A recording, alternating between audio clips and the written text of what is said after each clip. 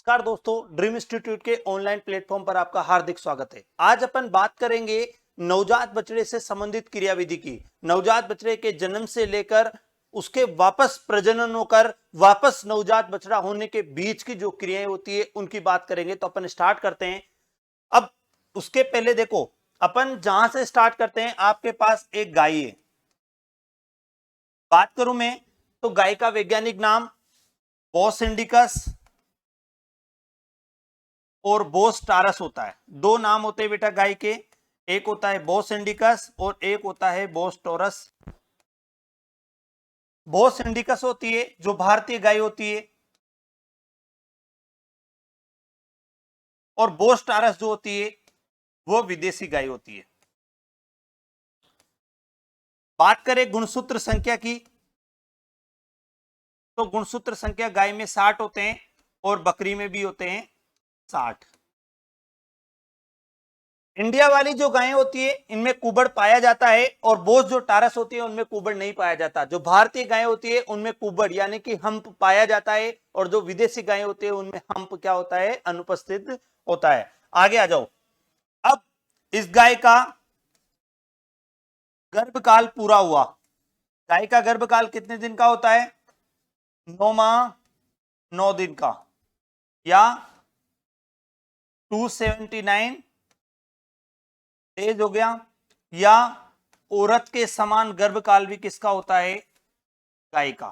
तो ये क्वेश्चन भी कई बार एग्जाम में पूछा जाता है। अपन ने शुरू में पढ़ा गाय का वैज्ञानिक नाम होता है बोस इंडिकस, भारतीय गाय होती है। दूसरा पढ़ा अपन ने बोस टारस जो विदेशी गाय होती है। उसके बाद अपन ने गुणसूत्र संख्या पढ़ी 60। उसके बाद अपन ने गर्भकाल पढ़ा 9 माह 9 दिन होता है, औरत के समान इसका गर्भकाल होता है, और 279 डेज इसका। अगर आप 9 माह 9 दिन याद रखो या 279 डेज, क्योंकि कई बार एग्जाम में पूछा गया है, सबसे ज्यादा बार एग्जाम में पूछा गया है, या तो गाय का गर्भकाल पूछा जाएगा या भैंस का गर्भकाल पूछा जाएगा। अगर भैंस का पूछा जाएगा तो 10 माह 10 दिन हो जाएगा। 10 माह 10 दिन का मतलब हो गया 310 दिन। आगे आ जाओ। गर्भकाल पूरा हुआ, प्रसव क्रिया होगी। प्रसव क्रिया, गाय की प्रसव क्रिया कहलाएगी काविंग।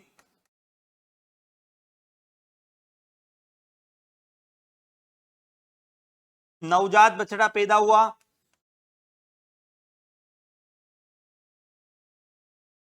नवजात बछड़ा कहलाया काफ। यहां तक आपके समझ में आ गई होगी बात। प्रसव क्रिया कहलाई काविंग, नवजात बछड़ा कहलाया काफ। अब अपने पास नवजात बछड़ा यहाँ पे आ चुका है। अब नवजात बछड़े से संबंधित कितनी क्रियाएं आती है, अब वो यहां से स्टार्ट होती है। देखो, नवजात बछड़े में जैसे ही जन्म हुआ, जन्म के बाद तुरंत नाभि को काटा जाता है। तो देखो अगला देखते हैं अपन। नवजात बछड़े में जन्म के तुरंत बाद नाभि को काटा जाता है। नाभि यानी कि नेविल को काटा जाता है शरीर से 1 से 2 सेंटीमीटर की दूरी पर। शरीर से उसको 1 से 2 सेंटीमीटर की दूरी पर नाभि को रखा जाता है। आपको यह भी पता होगा कि नाभि यानी कि उससे प्लेसेंटा, माता और बच्चे का संपर्क इसी नाभि के द्वारा प्लेसेंटा से होता है। ये नाभि वहां पे भी काम करती है। जब ये गर्भकाल पूर्ण हो जाता है तो ये नाभि वहां से छूट जाती है और बच्चा अपने आप बाहर आ जाता है। मैंने जो पहले वीडियो अपलोड किया था उसमें मैंने आपको बताया था कि मादा पशु का गर्भकाल पूर्ण होने के पश्चात फिटल तथा फिटल मेम्ब्रेन का बिना किसी सहायता के शरीर से बाहर आना प्रसव कहलाता है। तो उस समय क्या हो रहा था, फिटस यानी कि बच्चा, उसके साथ जितनी भी झिल्लियां थी वो बिना किसी सहायता के अपने आप बाहर आ जाती है गर्भकाल पूर्ण होने के बाद। उसको अपन ने प्रसव कहा था। तो यहाँ पे नवजात बच्चे के जन्म के तुरंत बाद 1 से 2 सेंटीमीटर की दूरी पर आपको नाभि को काटना है। दूसरी बात, नाभि को काटने पर उस पर लगाना है आपको एंटीसेप्टिक। एंटीसेप्टिक आपको लगाना है। एंटीसेप्टिक वह औषधियां होती है जो जीवाणु के संक्रमण को रोकने का काम करती है। दूसरी चीज, अगर आपने यहां नाभि को नहीं काटा तो यहां पे एक बीमारी हो जाएगी जिसका नाम है नाभि बुखार, यानी कि नेविल इल जिसको आप बोल सकते हो। तो यहां कौन सा रोग हो जाएगा, नाभि बुखार। आपने नाभि को काट दिया 1 से 2 सेंटीमीटर की दूरी पर, उस पे आपने लगा दिया क्या, एंटीसेप्टिक लगा दिया। अब एंटीसेप्टिक कौन कौन से लगा सकते हो आप? टिंचर आयोडीन लगा दो, आप ओविडीन लगा दो, और भी दवाएं होती है जो एंटीसेप्टिक यानी कि जीवाणु रोधक दवाएं होती है। कौन कौन सी? जैसे देखो एग्जाम में कई बार पूछ लिया जाता है निम्न में से कौन सी दवा एंटीसेप्टिक नहीं है, तो आप उसके लिए आपको एक चीज याद करनी है, टिंचर आयोडीन पोविडीन आपको याद है। उसके बाद आप एक चीज याद रखो, मेरे पास एक लाल रंग की कार है, कार के अंदर मैंने फिनाइल को रखा है, कार के अंदर मैंने किसको रखा है? फिनाइल को। लाल कार है मेरे पास, उसके अंदर मैंने फिनाइल को रखा है। कार के अंदर फिनाइल की बदबू आ रही थी तो मैंने उसको क्या किया? बोरी से ढक दिया। फिर भी बदबू आ रही है तो फिर मैंने उसके ऊपर क्या कर दिया? सोल डाल दी। तो बस दवाएं पूरी होगी। लाल से हो गया लाल दवा, ये भी एक एंटीसेप्टिक का काम करती है, यानी कि जीवाणु रोधक और जीवाणु नाशक का काम करती है। आगे आ जाओ, कार से हो गया कार्बोलिक एसिड, फिनाइल से फिनाइल हो गया, बोरिक से बोरिक एसिड हो गया, सोल से हो गया लाइसोल। तो ये पांचों दवाएं भी कई बार एग्जाम में क्वेश्चन पूछा गया है कि निम्न में से जीवाणु रोधक दवाई है, तो बोरिक एसिड का पूछा गया है, बोरिक एसिड है क्या है? तो आपको बताना है ये एंटीसेप्टिक है यानी कि जीवाणु रोधक है। याद रखना, वह औषधियां जो जीवाणु की वृद्धि को रोकने का काम करती है वो जीवाणु रोधक औषधियां। मेरे पास लाल रंग की कार थी, कार के अंदर मैंने फिनाइल को रखा था, लेकिन फिनाइल में बदबू आ रही थी तो मैंने उसको बोरी से ढक दिया, लेकिन फिर भी बदबू आ रही थी तो मैंने उसके ऊपर सोल डाल दी, जिसको आप सर्दियों में ओढ़ने का काम करते हैं, वो मैंने उसके ऊपर डाल दी। तो आपको ये सारी एंटीसेप्टिक दवाएं याद हो जाएगी। टिंचर आयोडीन पोविडीन मैंने लगाया, एंटीसेप्टिक का काम किया। आगे आ जाओ, नवजात बच्चे को जन्म के 1 से 2 घंटे के भीतर, 1 से 2 घंटे के भीतर आपको पिलाना है क्या? खीस पिलाना है। नवजात बच्चे को जन्म के बाद 1 से 2 घंटे के भीतर खीस पिलाना है। खीस शरीर भार का 1/10 पिलाना है या 10% भी ऑप्शन में आ सकता है। 1 से 2 घंटे के भीतर खीस पिलाना है, 1/10 भाग पिलाना है। अगला, खीस नवजात बछड़े में क्या काम करेगा? अब क्वेश्चन पूछा जाता है खीस में, क्वेश्चन पहला इंपॉर्टेंट क्वेश्चन ही ये पूछा जाएगा कि नवजात बछड़े को जन्म के तुरंत बाद पिलाया जाता है, तो आपका आंसर क्या आ जाएगा? खीस आ जाएगा। दूसरी चीज, खीस किसका काम करता है? पहला काम, खीस रोग प्रतिरोधक क्षमता पैदा करता है। नवजात बछड़े में रोग प्रतिरोधक क्षमता का काम भी कौन करेगा? खीस करेगा। तो ये रोग प्रतिरोधक क्षमता हो गया।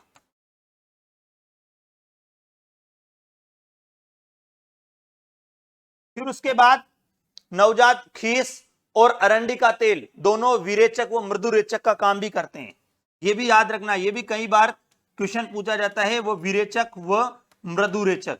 अब विरेचक या मृदुरेचक क्या होती है? वे औषधियां जो मल को पतला करके अधिक मात्रा में, मल यानी गोबर को पतला करके अधिक मात्रा में शरीर से बाहर निकालने का जो काम करती है वो कहलाती है विरेचक व मृदुरेचक, यानी कि परगेटिव और लक्सेटिव का आपने नाम सुना होगा, वह औषधियां।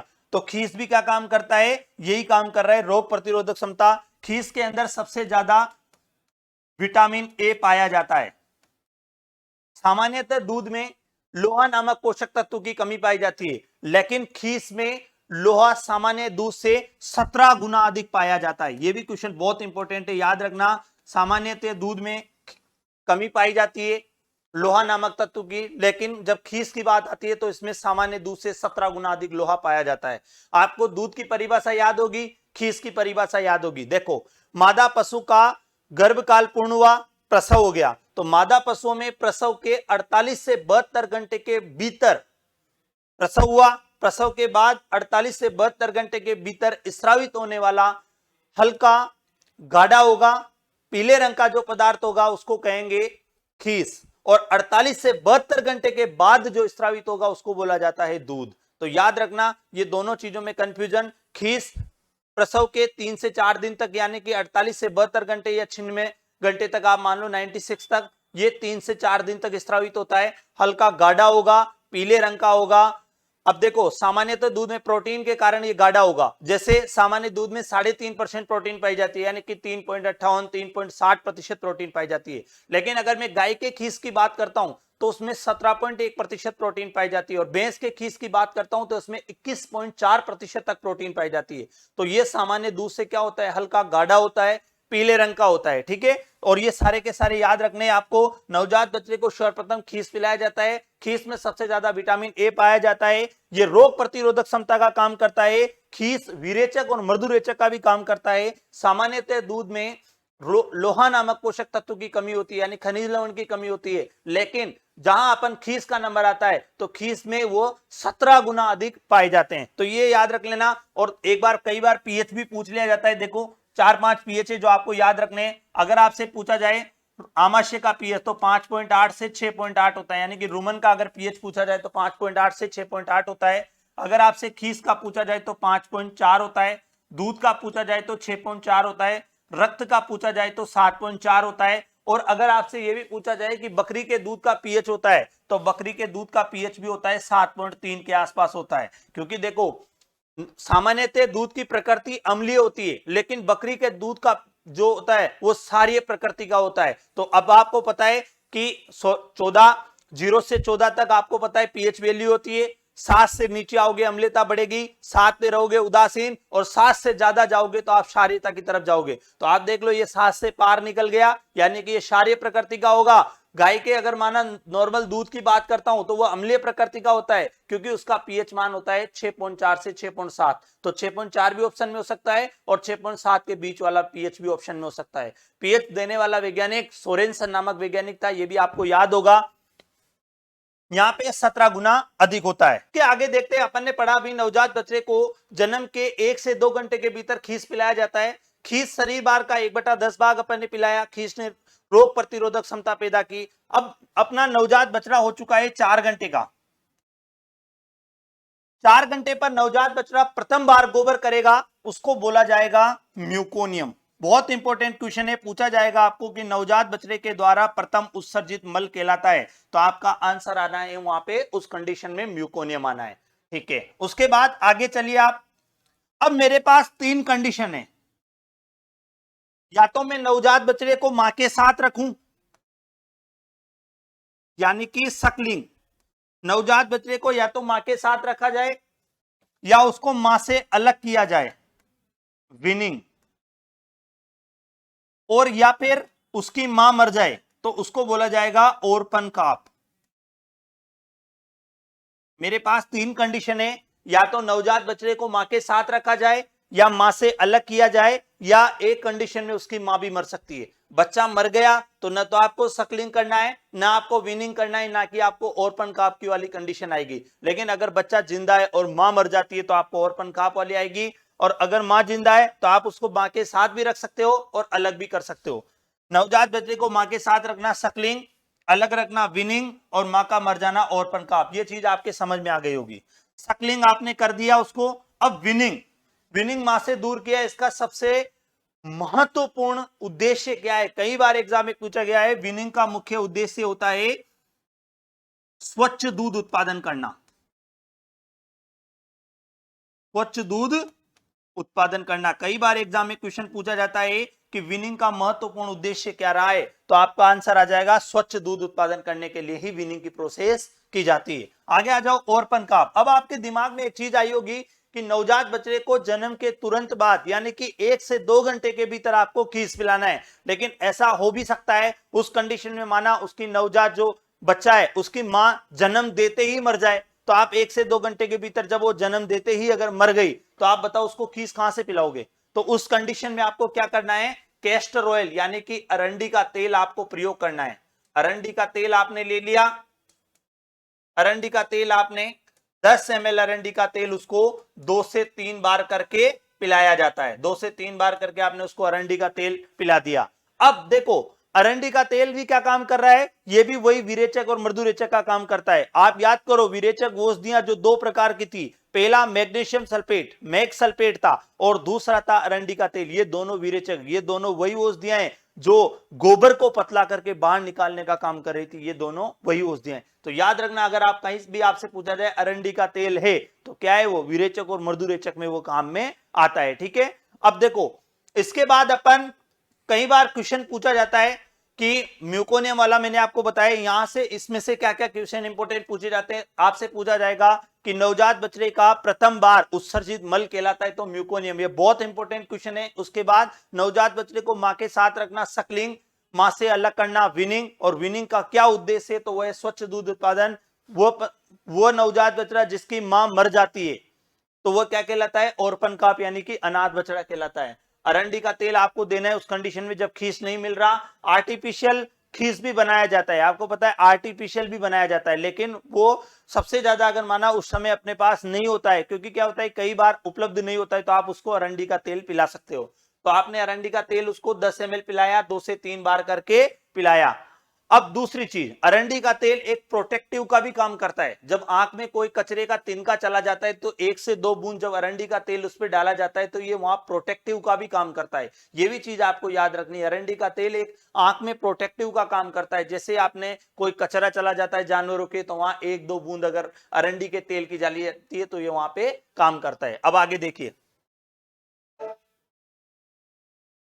अब आपका बछड़ा हो चुका है 7 से 15 दिन के भीतर, 7 से 15 दिन का हो चुका है। अब इस समय 2 प्रोसेस आएगी, पहली तो आएगी डॉकिंग, दूसरी आएगी सींगों से संबंधित।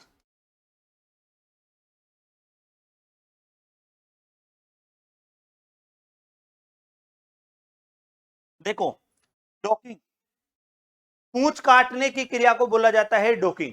नवजात बछड़े में काटो, किसी भी पशुओं में पूंछ काटने की क्रिया क्या कहलाती है, डॉकिंग कहलाती है। अब आपने देखा होगा मुख्यतया जो पूंछ होती है, क्वेश्चन पूछा जाता है ये भेड़ों में काटी जाती है, और क्यों काटी जाती है तो इसका मुख्य उद्देश्य होता है ऊन की गुणवत्ता, क्वालिटी को मेंटेन करने के लिए इस पूंछ को काटा जाता है। तो 3 क्वेश्चन हो गए। डॉकिंग की प्रोसेस कब की जाती है, 7 से 15 दिन पर की जाती है। डॉकिंग कहलाता है पूंछ काटने की क्रिया। पूंछ कौन से पशुओं में मुख्यतः काटी जाती है, भेड़ों में। और पूंछ काटने का मुख्य उद्देश्य क्या होता है तो ऊन की गुणवत्ता यानी कि ऊन की क्वालिटी को बनाए रखने के लिए। मैं आपको यहां ऊन आई है तो ऊन का यह भी बताता हूं आपको, CSWRI कहां है, केंद्रीय शिप ऊल रिसर्च इंस्टीट्यूट, अविका नगर, मालपुरा टोंक, जिसकी स्थापना 1962 में हुई थी। यह चीज आपको पता होगी। ऐसे 2 नस्लें जो बहुत फेमस है ऊन के लिए, राजस्थान में बात की जाए तो राजस्थान में ऊन के लिए चोखला फेमस है, जबकि अगर मैं विश्व की बात करूं तो विश्व में मेरिनो फेमस है। मेरिनो के अगर उत्पत्ति स्थान की बात करूं तो स्पेन है, और राजस्थान में चोखला की बात करूं तो शेखावाटी क्षेत्र। यह भी बहुत फेमस क्वेश्चन है। तो जहां ऊन का नाम आया है, ऊन में क्रिएटिन नामक प्रोटीन पाई जाती है, यह भी बहुत इंपॉर्टेंट क्वेश्चन है। आगे आ जाओ, सींगों से संबंधित। अब सींगों से संबंधित मेरे पास 3 चीजें। डॉकिंग का पता आपको लग गया, पूंछ काटने की क्रिया डॉकिंग कहलाती है। मुख्यतः ये भेड़ों में, और किसके लिए काटी जाती है, ऊन की गुणवत्ता बनाए रखने के लिए काटी जाती है। आगे, सींगों से संबंधित मेरे पास 3 चीजें। नवजात बछड़े में सींग की बड़ को हटाना, यानी कि जन्म के 7 से 15 दिन पर सींग की जो बड़ होती है उसको हटाना तो कहलाता है डिबडिंग। अगर आपका पशु बड़ा हो जाए और बाद में अगर आप उसके सींगों को हटाओगे तो वह कहलाता है डीहॉर्निंग। और अगर नवजात बछड़े में जन्म से ही सींग नहीं होते तो उस कंडीशन को कहा जाता है क्या, पोल्ड कहा जाता है। क्या कहा जाता है उसको, पोल्ड कहा जाता है। देखो, अब आगे जहां पे भी हमेशा डी लगा होता है, जैसे ये वाला डी जहां पे भी लग रहा है उसका मतलब हमेशा होता है हटाना। यहां पे उसका मतलब हमेशा क्या हो रहा है, हटाना। देखो, नाम से सब स्टार्ट हो रहा है, बड़, बड़ को हटाया तो डीबडिंग, पूरे हॉर्न को हटाया तो डीहॉर्निंग हो गया। और यहां जन्म से ही सींग नहीं आ रहे तो ये तो चीज हो गई पोल्ड वाली कंडीशन हो गई। जैसे अगर आप उसमें बात करते हैं तो उसमें आपने टोगनबर्ग बकरी का नाम सुना होगा, जो सींग रहित होती है, जिसका उत्पत्ति स्थान स्विट्जरलैंड। नाम सुना होगा आपने जिसको मिल्क चैंपियन के नाम से भी जाना जाता है। टोगनबर्ग वही नस्ल है जिसके पिछले वाले हिस्से पर, शरीर के पीछे वाली टांगों के पीछे वाले हिस्से पर लंबे लंबे बाल होते हैं, वही टोगनबर्ग नस्ल है, जो उसका पोल्ड का उदाहरण है, क्योंकि उसमें जन्म से ही सींग नहीं आ रहे। आगे आ जाओ बेटा, डीबडिंग। मैंने आपको अभी बताया कि डीई का मतलब हमेशा हटाना होता है। बड़ को हटाया डीबडिंग, हॉर्न को हटाया डीहॉर्निंग, और जन्म से सींगों का नहीं आना पोल्ड कहलाता है। आगे देखो, अब डीबडिंग करने की विधियां, डीबडिंग करने की 2 विधियां होती है। पहली विधि होती है रासायनिक विधि, और दूसरी होती है इलेक्ट्रॉनिक डीहॉर्नर मशीन वाली विधि, इलेक्ट्रॉनिक डीहॉर्निंग मशीन। ये दो विधियां होती है, पहली रासायनिक विधि होती है, दूसरी इलेक्ट्रॉनिक डिओर्निंग मशीन। ओल्ड में आपको कुछ करने की जरूरत नहीं है, डिओर्निंग में हटाने के लिए सींगों को काटते हैं। क्यों? क्योंकि देखा है, जैसे आपने ये मुर्रा बेस मान लीजिए, इसमें जलेबी आकार के सींग होते हैं, कई कंडीशन में ये सींग यहां से निकलकर वापस यहां भी, इसके अंदर भी, यानी कि शरीर वाले भाग में, सिर वाले भाग में भी घुस सकता है, वापस वो उस सींग में भी टच हो सकता है, इसीलिए उस सींगों को काटा जाता है। कई बार पशु लड़ जाते हैं, कोई सींग टूट जाता है तो उसको भी काटा जाता है। कई बार जानवर आपस में लड़ते लड़ते सींगों के द्वारा उलझ जाते हैं तो उस समय भी सींग को काटा जाता है। कई प्रकार की, जैसे मान लो अभी आपको पता है कि सर्वाधिक सींग कैंसर होता है किसमें? कांकरेज में होता है। कांकरेज, गायों में सबसे बड़े सींग भी कांकरेज के होते हैं। तो आप देखो, जब उस कांकरेज के बड़े बड़े सींग होते हैं तो कई बार वो जानवरों को नुकसान नहीं पहुंचाए, इसलिए भी उसको काट दिया जाता है। ठीक है ना, नुकसान नहीं पहुंचाए, लड़ाई होती है, दोनों जानवर आपस में लड़ जाते हैं तो दूसरे को नुकसान नहीं पहुंचे, इसलिए भी उसको काट दिया जाता है। कई बार वो सींग बीच में से टूट जाता है तो उसको सही करने के लिए नीचे, थोड़ा नीचे से काटा जाता है, ताकि वो जो ऊपर का जो इंफेक्शन है वो नीचे तक नहीं पहुंचे, इसलिए भी सींग को काट दिया जाता है। तो ये यहाँ पे जैसे ये वाला मैंने आपको बताया, इसके अंदर भी घुस सकता है, इसीलिए इसको काटा जाता है। अब ये किससे काटोगे? आप इसको काट सकते हो आरिसा से, क्लच वायर आदि से इसको काट सकते हो। मैं यहां बात कर रहा था, दो विधियां थी डीबडिंग करने की, पहली रासायनिक थी और दूसरी इलेक्ट्रॉनिक डिओर्डर मशीन वाली थी। रासायनिक विधि सबसे सर्वोत्तम है, डीबडिंग करने की सबसे सर्वोत्तम विधि होती है रासायनिक विधि। रासायनिक विधि के अंदर दो प्रकार के रसायन काम में लिए जाते हैं, KOH और NaOH। KOH को मैं पोटेशियम हाइड्रोक्साइड भी बोल सकता हूं, NaOH को मैं सोडियम हाइड्रोक्साइड भी बोल सकता हूं। KOH को मैं कास्टिक पोटास भी बोल सकता हूं, NaOH को मैं कास्टिक सोडा भी बोल सकता हूं। लेकिन कई बार क्या होता है, निम्न में से सबसे मुख्यतया किसका प्रयोग किया जाता है? तो मुख्यतया किया जाता है KOH का। सबसे ज्यादा देखो, दो प्रकार के रसायन काम में लिए अपन ने, KOH और NaOH, लेकिन इनमें सबसे ज्यादा मात्रा में काम में लिया जाने वाला रसायन कौन सा होगा? तो वो होगा KOH रसायन होगा। उसके बाद अगर अपन बात करते हैं, एक बार एग्जाम में, जेट के एग्जाम में पूछा गया था, NaOH यानी कि सोडियम हाइड्रोक्साइड का प्रयोग मुख्यतया पशुशाला में किया जाता है, तो आपका फाइनल आंसर उस समय क्या होना चाहिए था? सींग रोधन होना चाहिए। ठीक है, तो सर्वोत्तम विधि है, KOH और NaOH रसायन काम में लिए जाते हैं। KOH का मैंने आपको पूरा नाम बता दिया और NaOH का पूरा नाम बता दिया। आगे आ जाओ, इलेक्ट्रॉनिक डिओर्डर मशीन विधि। इलेक्ट्रॉनिक डिओर्डर मशीन में ये एक मशीन होती है जिसका तापमान रखा जाता है 540 डिग्री सेंटीग्रेड या सेल्सियस रखा जाता है, और या फिर 1000 डिग्री फ़ारेनहाइट रखा जाता है। आप या 540 डिग्री सेल्सियस लिख लो या 1000 डिग्री फ़ारेनहाइट, ये रखा जाता है उसका। अब देखो इसमें क्या होता है, 540 डिग्री सेल्सियस तापमान पर उसको, मशीन को क्या कर दिया जाता है? गर्म कर दिया जाता है, और 5 सेकंड के लिए, 5 सेकंड के लिए उसको सिंक की बड़ पर रखा जाता है, और सिंक की बड़ अपने आप क्या हो जाती है? जल जाती है, और वो धीरे धीरे वहां पे सिंक खत्म हो जाता है, यानी कि सिंक उगना बंद हो जाता है। मैंने आपको डीबडिंग, लेकिन इनमें सबसे बेस्ट विधि कौन सी है? रासायनिक विधि है। इसमें छड़ होती है KOH NaOH की, उनको उस पर घिस दिया जाता है, बाद में उसमें रक्त, हल्का हल्का रक्त स्राव होने, मतलब कुछ बूंदे रक्त की आने लगती है, और उसके बाद उस पर वेस्लिन लगा दी जाती है, जिससे किसी प्रकार का इंफेक्शन नहीं होते हैं, और ऐसे डीबडिंग की जाती है। पोल्ड ये प्रोसेस होती है, डीऑर्निंग ये प्रोसेस होती है। डीबडिंग ही सबसे ज्यादा एग्जाम में क्वेश्चन पूछा जाता है। KOH, अब आपसे क्वेश्चन पूछा जा सकता है, नवजात बछड़े में सींग रोधन की क्रिया क्या कहलाती है? तो डीबडिंग, डीऑर्निंग, पोल्ड, डोकिंग, तो आपका आंसर आना चाहिए डीबडिंग। रटना बिल्कुल भी नहीं है। आगे DERI, DE का मतलब हमेशा क्या होता है? हटाना, और बड़ को हटाया तो डीबडिंग, और आपने यहाँ पे हॉर्न को हटाया तो डीऑर्निंग, और नवजात बछड़े में जन्म के समय से सींगों का नहीं होना क्या कहलाया? पोल्ड। अब मैं आपको यहाँ पे सींगों से संबंधित कुछ इंपोर्टेंट क्वेश्चन बता रहा हूं। देखो, अगर आपसे पूछा जाता है कि जलेबी आकार के सींग किसके होंगे, तो आपका आंसर आ जाएगा मुर्रा बेस।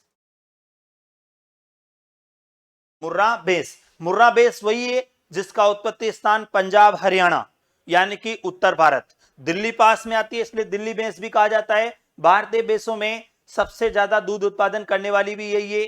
इस नस्ल के दूध में 7% वसा पाई जाती है। सबसे गहरा काला रंग भी इसका ही होता है, जिसको अपन जेट ब्लैक भी बोलते हैं। ठीक है बेटा, आगे आ जाओ। अगर आपसे पूछा जाए कि दरांती आकार के सींग किसके होते हैं, तो आपका आंसर आ जाएगा क्या? सूरती। सूरती वही नस्ल है जिसके दरांती आकार के सींग होते हैं।